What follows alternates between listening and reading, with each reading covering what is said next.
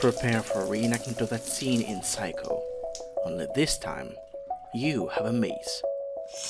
Oh man, that totally would have been cool. You'd be in the shower, and the guy would pull back the curtain and have his knife out. But then you'd have your axe, and he'd be all, "Oh shit."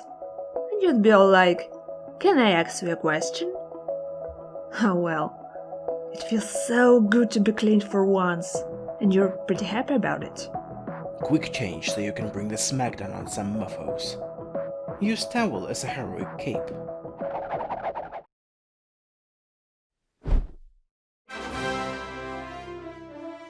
Oh yeah, now you're a hero. You're clean, your clothes are dry, your mind is clear, and you feel ready to take on the world. Hell yes. Insert mood ring into hot water to acquire shotgun. You turn the heat up all the way and risk seriously scalding your arm.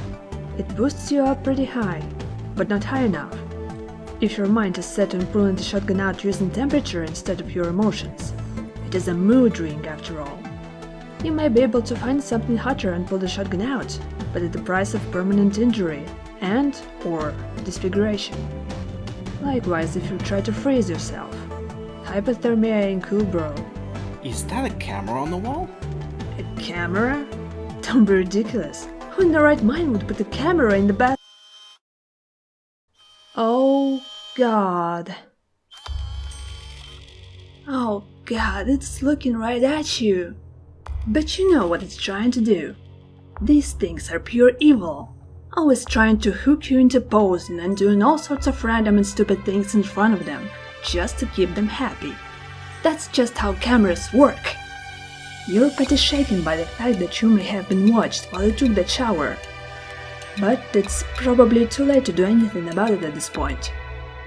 The real problem lies in that it's still watching you. Nobody's come after you yet, but that's not going to last much longer if this camera is still fixed on you. You sever the camera from the ceiling. If you ever find anyone who watched you through that camera, you'll go and give their corneas a very personal scrubbing, free of charge. Well, not literally, of course. That most likely kill them. Well, you suppose that depends on whether or not it was the dogs or the workers.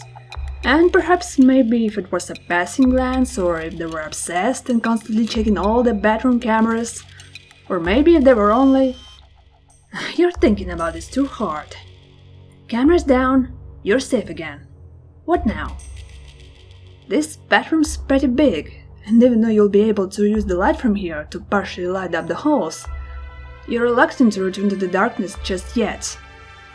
Concerned citizen. Take a brief moment to revel in how fucking clean you are. You're so clean that only a crappy blur effect will be able to let you show the world how clean you are. You're still grinning like an idiot. Your mouth is going to get sore, but you don't care.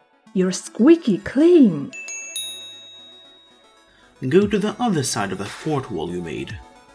Time to head out. But you're hesitant to dismantle your little wall of lockers. They're stacked all nice and tidy, and to move them would be to expose this temporary sanctuary to the outside world once more. Maybe you can figure out a way to live without moving them. Slick, hop on the waterfall and check the back end of your water theft. You climb down the side of the reservoir wall to see if everything's working properly. Yep, everything looks fine. You really wish you brought the bigger porthole. It'd really speed things up. Judging by the meter, the porthole is 90% full, but you know that doesn't mean anything. You've been draining water into it for the past week. It'll probably take another day to fill up completely. Then you've got to empty it and start the whole thing over again. Well, that's what you would have done, but now that you know how slow things are going, you're considering bringing some better tech down on your second trip. Jose, try not to be so French. You're not French! Realize you are wearing a woman's coat. Also, where the hell are you? A woman's coat? You were never too keen on your fashion sense. Besides, that's not something you should worry about now. Especially now that you're in... Actually, you have no idea where you are. It's dark. You're on the ground, and you can't feel your legs. With the added weight of your compression cistern, you can't even roll over and crawl around. You figure you should be worried, but you can't think of anything to do about it for the moment. Gonna be a long night. Slick, explain loudly to yourself why there are spikes around the hole. Spikes? Slick, out of boredom, kick the box into the water and see what happens. Ah. Those spikes are your kinetic shields. To put it real simple, the porthole is essentially a big extension of your suit's dimensional hopper ability, storing all the water at some location at a higher dimension, allowing you to take it and dump it out whenever and wherever you wish. You only want water, so the kinetic shielding is currently programmed to knock out any solid object that gets in the way. Whenever the sensors embedded in each spike detect an obstruction, the spike releases a pillar of energy to knock the object away. The kinetic shielding is unique in that it's one of the few pieces of equipment you've got with you that doesn't have anything to do with spatial distortion, instead dealing with energy. These babies suck quite a bit of power, but the battery inside will probably have enough juice to knock away a small meteor. It's that strong.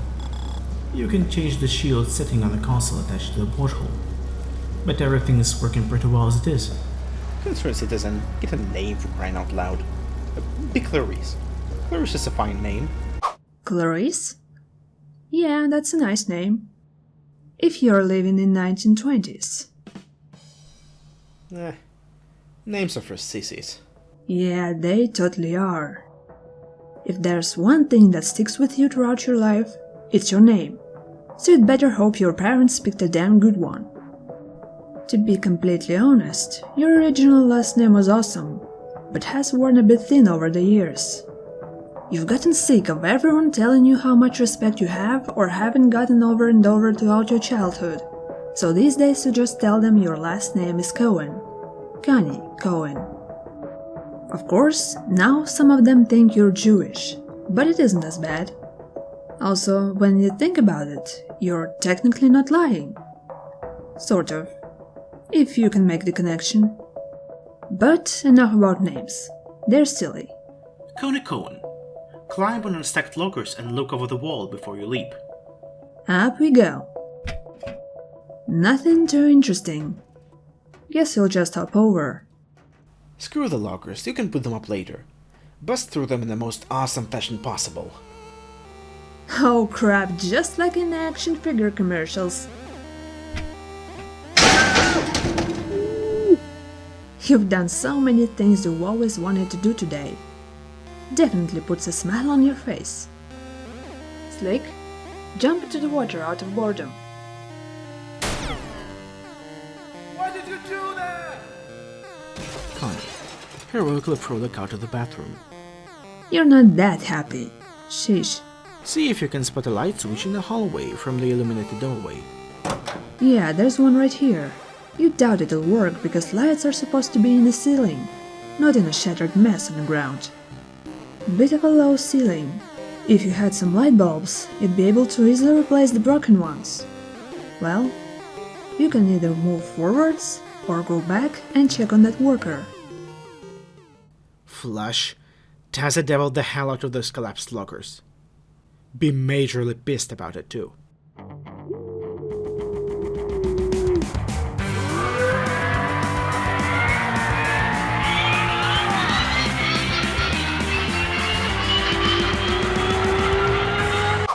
Concerned citizen, dump the water out of your hat so we can wear it next time you fight.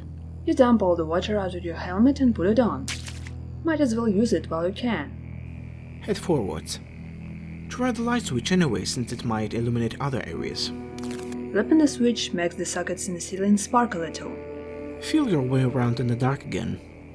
You hug the wall and move forwards.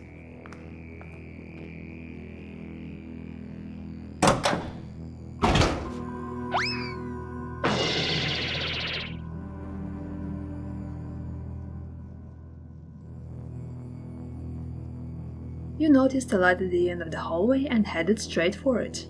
There's another ladder here. Break apart ladder and sell wooden poles for a slight profit. The ladder's made of metal, which is good because you can sell it for a greater profit, but bad because you can't break it apart to sell it in the first place. It's also firmly rooted to the ground. If you were to try and take it, you'd probably take the entire world, or something stupid like that. Look up. Pretty straightforward. Looks like it opens up to the rest of the Waterworks. Climb ladder. You ascend. Hooray! Daylight! The only major thing you can see to your right is some machinery that's a bit of a distance away. And that thing. Over here is an elevator? Read that note. Judging by this note, the door's broken and won't open for anyone who isn't working in maintenance. Just great. The only locked door turns out to be the only one between you and the employee lounge. You flip the note over. Inputs, outputs, and little circles. This is bullshit. Close the hatch and set the toolbox on top of it. Then look through the toolbox. You flip the hatch shut and move the toolbox over it. You'd think it's a toolbox at least. It's a lot lighter than it should be. Better open it and check. Inside you find a tasty sandwich, as well as a bottle of Merlot, some 100-proof whiskey, fancy cutlery, a candle, and some matches. You're impressed. Menacingly wield the fork. You acquire the fork. This sacred eating implement will enable you to excel at your dining finesse and blow away friend and foe alike with good etiquette and proper... Wait, no, hang on a minute. This is just your axe. You cannot wield the fork as both of your hands are occupied by your mace and your axe. You'll have to treat the fork as an item until you free up a hand. Have a picnic. Might as well. The sandwich is looking especially tasty, and there's no one inside to claim it. You flip the toolbox over and light the candle. Eat delicious sandwich. This tasty sandwich definitely lives up to its name. It's got bacon and fancy mayo and is fresh and good and delicious and oh god! It doesn't last much longer. Drink the whiskey and remember the good old days. The whiskey is too strong for you. Any amount at all is sure to cause inebriation, which is probably the last thing you want in a place like this. The gentleman on the label mocks you with his good cheer. Chuck down half the Merlot bottle. You have a bit of the Merlot, but not much. In the event of you having to fight someone again, you would seriously prefer to not be drunk while doing it. Honestly, it'd just be counterproductive. This stuff isn't half bad though. Idly light a match and put it out with your mouth. Okay. It's a waste of a match, but why not? Whoops. You might want to be careful around any open flames you might come across for the next little while. Take candle, matches, and fancy booze. You take the candle, matchbook, Merlot, and 100-proof whiskey. You don't have room in your mood ring to store them separately, so you store all of them in the same slot. It's going to be interesting when you take them back out again. Inspect what appears to be a control panel near the elevator. If it is heavy and mobile, place it on top of the trapdoor. Look in the 4 cardinal directions. You head over to the elevator console. You try to lift it, but it appears to be fastened to the ground. At least it appears to be. Otherwise, it'd be no match for your incredibly brute strength. On the console, there's an up button, a down button, and a keycard slot. The thing's been locked up and the buttons aren't responsive. You're probably going to need a maintenance keycard to open it back up again. You also take a second look around. The view's pretty majestic, but it's more of the same and you're getting tired of it. There's a bunch of gears and pumps and giant windows, but nothing new. Head rightwards and hold your cape in front of your face in dark and mysterious manner. Nothing new, that is, except for what's over here. What a mess. There's a giant gear here, but it isn't moving. You're assuming that it's because of all the black goo on it. Ask the goo a question. Surprisingly, the goo isn't really all that gooey anymore. It's hardened and has become rather elastic. Can't cut it with your axe. Use the rest of bottle of water to destroy goo. Well, you suppose you could, if you really wanted to. Some jumping jacks or jogging in place ought to warm you up a bit and let you pull out the half-filled water bottle. Problem is, while it's incredibly easy to gravitate to the green portion of your mood ring, it's considerably difficult to get back to where you are right now. You need a minute to think it over first. Take the candle back out, put the axe in the dining set, and flamethrower that black goo. Yeah, not yet. Unless you absolutely have to. Having 2 glass bottles filled with the liquid of the alcoholic persuasion and the lit candle thrown out into the air is just asking for trouble. Fret over the sheer mind-boggling hopelessness of the situation. Oh no, it's so boggling. What do you do? There's a ladder there. Look down the hole. Oh. The goo isn't really all that sticky or repulsive anymore. And since the gear isn't moving, you can just climb down and see if there's anything down there. It's completely dark down here. There's very little space and not enough interest in here. The ladder must be to let people out if they ever fall into the space under the gear. Well, this was too— wait, there is something down here. You toss it out. Smack the giant cog with the crowbar. That's how things get fixed, right? You give the cog a few smacks with the crowbar and negate its temporal effect on the timeline. It still isn't moving though. Jose, wonder what happened to that crazy chick. You're getting weaker and weaker with each passing moment. You're practically cross-eyed from trying to look through the darkness to see if you can even recognize where you are. You're worried that you might die here. Tubbs definitely wouldn't rescue you unless there was something in it for him, and Flush isn't exactly as intelligent as he likes to think he is. Slick might be able to use his fancy water magic shenanigans to get you on time. Actually, that's probably the only thing you could hope for right now. Well, there also might be that girl. She seemed harmless enough when you met her on the catwalk, but something you did made her flip out on you like nothing you've ever seen before. She had you hanging over the edge of the catwalk, ready to let you plummet several stories down to a gruesome death. But she didn't. She tried to pick you back up. You wonder what's happening to her right now.